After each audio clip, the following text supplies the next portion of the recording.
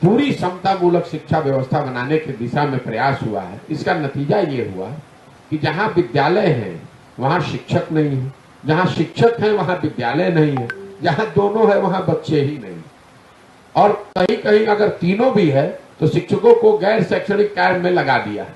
तो पढ़ाई को लेकर जो पूरी उदासीनता है उसकी वजह से शिक्षा व्यवस्था पूरी तरीके से यहाँ ध्वस्त हो गई है। नमस्कार, आप देख रहे हैं न्यूज फॉर नेशन और मैं स्वाति पांडे आपके साथ।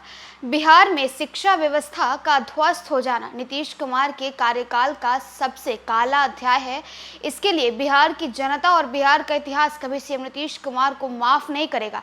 बिहार के प्रत्येक गांव में से 30 से 40% युवा रोजगार पाने के लिए, शिक्षा पाने के लिए पलायन करते हैं, अपनों से और अपने घर से दूर जाते हैं।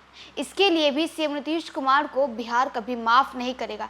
ये सारे बोल बिहार के प्रसिद्ध चुनावी रणनीतिकार प्रशांत किशोर के हैं। बता दें, प्रशांत किशोर अपने पद यात्रा यानी जनसुराज पद यात्रा के तहत बिहार के अलग अलग जिलों में, अलग अलग गांव, अलग अलग प्रखंडों में घूम रहे हैं, लोगों से मिल रहे हैं, लोगों से मुखातिब हो रहे हैं, बिहार की समस्याओं को उठा रहे हैं और लगातार बिहार सरकार पर निशाना साधते नजर आते हैं। बिहार के मुख्यमंत्री नीतीश कुमार, उप मुख्यमंत्री तेजस्वी यादव पर हमलावर होते नजर आते हैं। इसी क्रम में बता दें कि प्रशांत किशोर वैशाली पहुंचे हैं, जहां वैशाली के पातेपुर में वो जब जनता के बीच जा रहे हैं और मीडिया कर्मियों से मुखातिब होते हैं, तब कहते हैं कि बिहार में जिस तरह से शिक्षा व्यवस्था को सीएम नीतीश कुमार ने और बिहार की मौजूदा सरकार ने ध्वस्त कर रखा है, बिहार के जो युवा हैं उन्हें नौकरी के लिए, बेहतर शिक्षा के लिए और रोजगार के लिए दूसरे प्रदेशों में जाना पड़ता है, दूसरे राज्यों में जाना पड़ता है, अपने लोगों से, अपने घर से दूर जाना पड़ता है। इसके लिए बिहार के युवा इन्हें कभी माफ नहीं करेगा और बिहार का इतिहास हमेशा इन्हें याद रखेगा कि इन्होंने बिहार के शिक्षा व्यवस्था को किस तरह से ध्वस्त कर रखा है। और देखिए किस तरह से प्रशांत किशोर नीतीश सरकार पर जोरदार हमलावर हो रहे हैं और कह रहे हैं कि नीतीश सरकार का ये जो अध्याय है ये काला अध्याय माना जाएगा। क्या कुछ कह रहे हैं प्रशांत किशोर, आपको छोड़े जाते हैं उनकी तमाम बातों के साथ। अब आप ये कह सकते हैं कि बेरोजगारी और पलायन इतनी बड़ी समस्या है, इसको जानने के लिए आपको 2200 गांव में पैदल जाने की जरूरत नहीं है, वो तो ठीक बात है। लेकिन जब हम लोग गांव में चले हैं, 7 महीने समय बिताया है, तो इन दोनों समस्याओं के विकरालता का और इसके सामाजिक आर्थिक पहलुओं की समझ बनी है। जैसे जब हम लोग गांव में गए तो हम लोगों ने ये देखा कि बिहार में ज्यादातर गांव में 40 से 50% युवा गांव में है ही नहीं।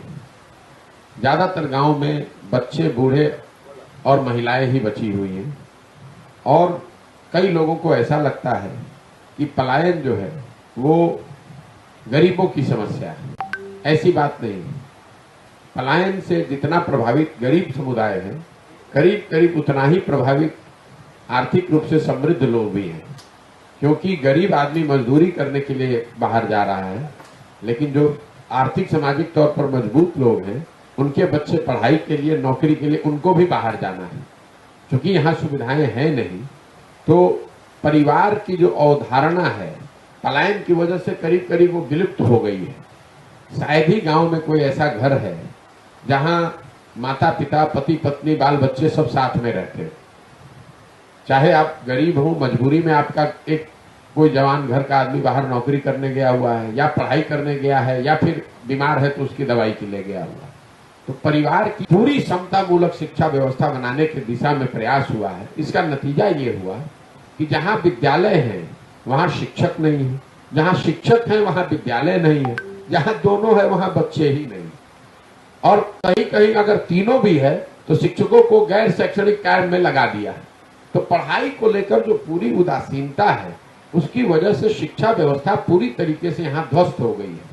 और मैं ऐसा मानता हूँ जब इस कालखंड का इतिहास लिखा जाएगा तो जैसे लालू जी के कालखंड को अपराधियों के जंगल राज के तौर पर याद किया जाता है, नीतीश के राज में शिक्षा व्यवस्था का ध्वस्त हो जाना उनके कालखंड का सबसे बड़ा काला अध्याय होगा।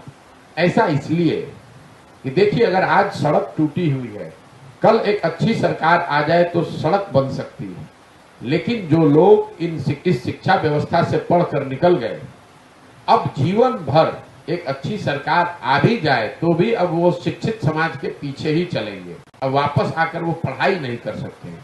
और नीतीश कुमार जो स्वयं से एक पढ़े लिखे व्यक्ति हैं, उनके मुख्यमंत्री रहते हुए बिहार की शिक्षा व्यवस्था का ध्वस्त हो जाना, ये बहुत दुखद और समाज के लिए चिंतनीय विषय है।